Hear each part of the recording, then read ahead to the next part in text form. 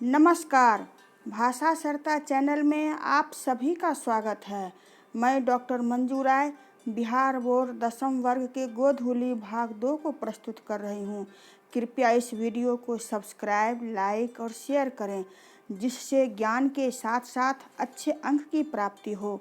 सबसे पहले मैं आप लोगों के सामने इस पाठ्य पुस्तक की अनुक्रमणी प्रस्तुत कर रही हूँ।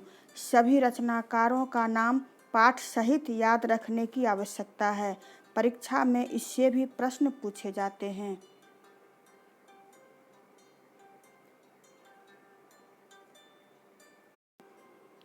गद्य खंड का पहला पाठ भीमराव अंबेडकर द्वारा लिखित श्रम विभाजन और जाति प्रथा पर लिखित निबंध है।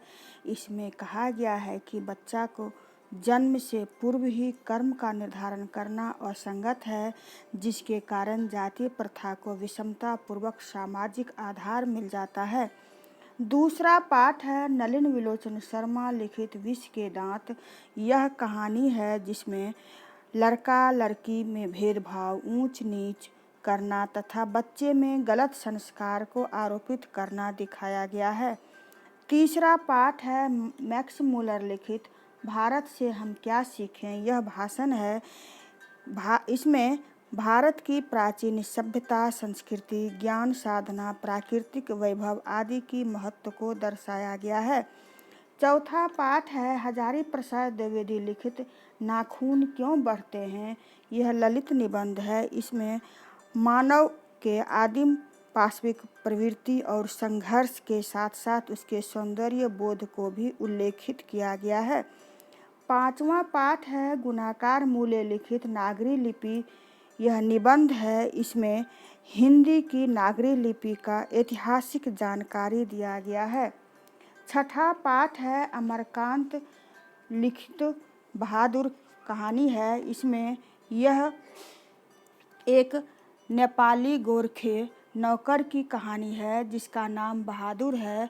उसके चले जाने से घर के प्रत्येक व्यक्ति को अंतर्व्यथा हो रही है। सातवां पाठ है रामविलास शर्मा द्वारा लिखित परंपरा का मूल्यांकन। यह पाठ परंपरा का ज्ञान, समझ और मूल्यांकन करने की बुद्धि को जगाता है। आठवां पाठ है बिरजू महाराज लिखित जित जित मैं निरखत हूँ। यह साक्षात्कार है। इसमें बिरजू महाराज जो कथक नर्तक हैं, उनकी जीवनी को साक्षात्कार के द्वारा प्रस्तुत किया गया है। नौवां पाठ है अशोक वाजपेयी द्वारा लिखित आविन्यो। यह ललित रचना है। इसमें इन्होंने दक्षिणी फ्रांस का एक ईसाई मठ जिसे कि आविन्यो कहा जाता है, इन्होंने एकांतवास के दौरान अपने अनुभव को लिखा है। 10वां पाठ है विनोद कुमार शुक्ल लिखित मछली कहानी। इस पाठ में एक बच्चा के द्वारा देखा गया घटना, स्वयं का जीवन, लिंग भेद आदि की समस्या को उकेरती हुई तस्वीर है। 11वां पाठ है यतीन्द्र मिश्र लिखित नौबत खाने में इबादत। यह एक व्यक्ति चित्र है। इसमें प्रसिद्ध शहनाई वादक बिस्मिल्लाह खां का संगीत प्रेम जीवनी को प्रस्तुत किया गया है। 12वां पाठ है महात्मा गांधी लिखित शिक्षा और संस्कृति। इस पाठ में उनके क्रांतिकारी शिक्षा, दर्शन और व्यवहारिक दृष्टिकोण को उल्लेख किया गया है।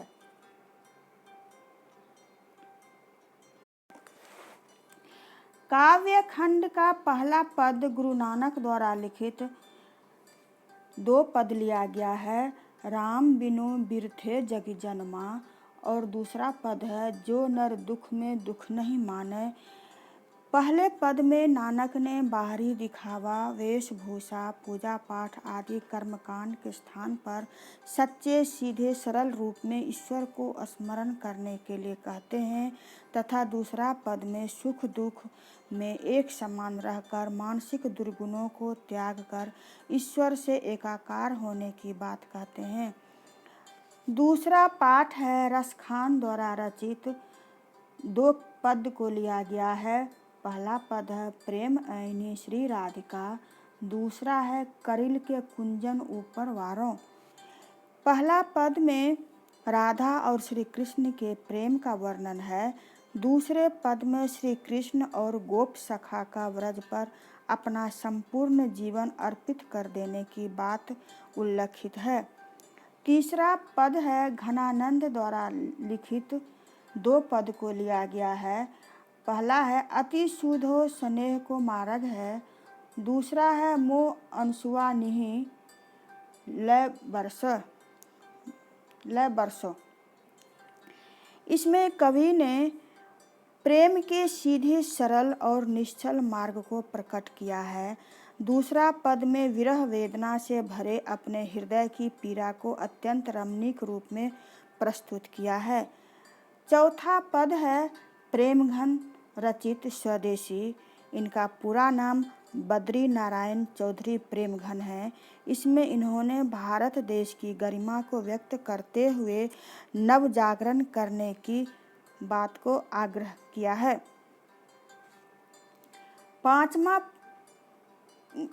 पाठ है सुमित्रानंदन पंत द्वारा लिखित भारत माता।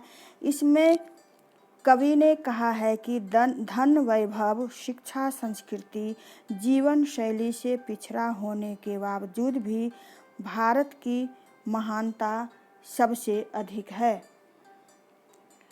छठा पाठ है रामधारी सिंह दिनकर लिखित जनतंत्र का जन्म।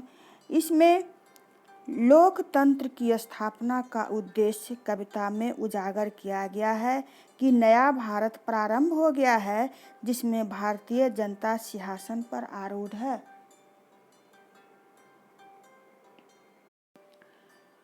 सातवां पाठ है सच्चिदानंद हीरानंद वात्स्यायन अज्ञेय द्वारा लिखित हिरोशिमा।